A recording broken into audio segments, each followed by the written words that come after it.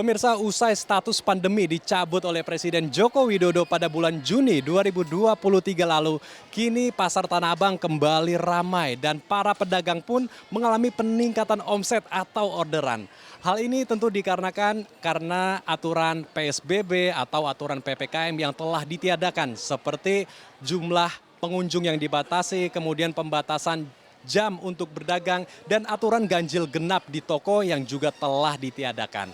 Nah, pertanyaannya, kira-kira berapa besar peningkatan omset para pedagang di pasar Tanah Abang? Yuk, langsung aja kita cari tahu.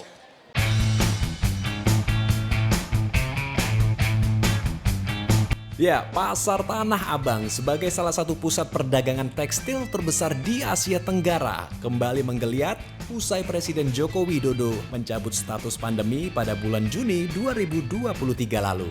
Seperti di Blok A Pasar Tanah Abang, puluhan ribu pengunjung memadati pasar ini untuk berbelanja berbagai macam pakaian serta atribut busana muslim. Mulai dari baju koko, gamis, mukena, sarung, sajadah, dan berbagai produk fashion lainnya. Jika awal tahun 2022 lalu jumlah pengunjung di pasar Blok A Tanah Abang yang tertinggi hanya mencapai 10.000 orang, namun usai status pandemi dicabut, kini jumlah pengunjung dapat mencapai 35.000 hingga 40.000 orang per hari. Hal ini dikarenakan aturan-aturan PPKM yang juga telah tiada di pasar Tanah Abang. Oke Mas, dulu kan ada ditutup terus kemudian ganjil genap, kemudian 50% harus buka, 75%. Sekarang PPKM dicabut nih.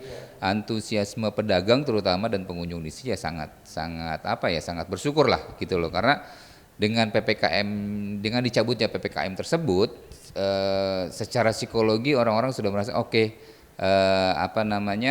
sudah merasa bahwa ekonomi kemungkinan akan bisa bangkit kembali gitu kan. Ya kami berharap seperti itu sih, Mas Andrew.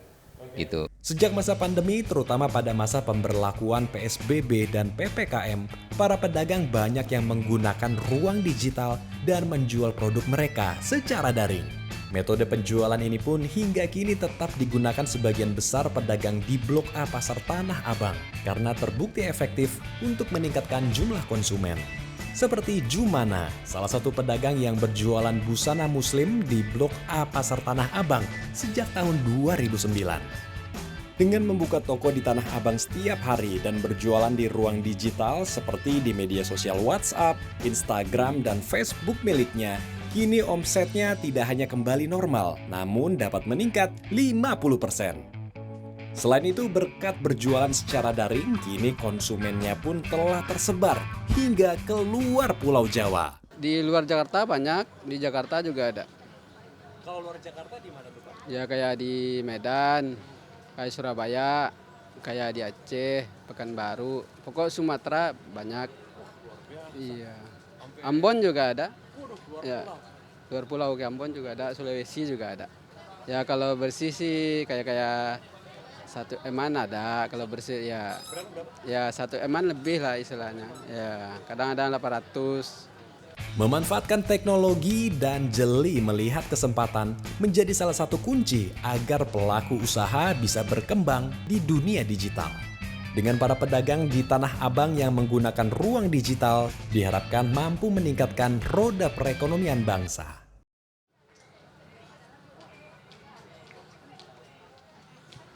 Pemirsa, selain mengalami peningkatan omset, para pedagang di Pasar Tanah Abang juga sudah melek menggunakan teknologi seperti media sosial untuk meluaskan pasar mereka.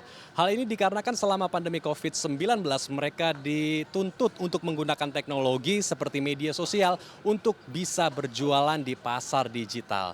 Nah, jadi tidak semua ya cobaan yang datang kepada kita itu mendatangkan hal yang buruk. Namun terkadang cobaan juga datang untuk mendatangkan kebaikan. Saya Endro Pakpahan dan Fajar Agistino, DAI TV.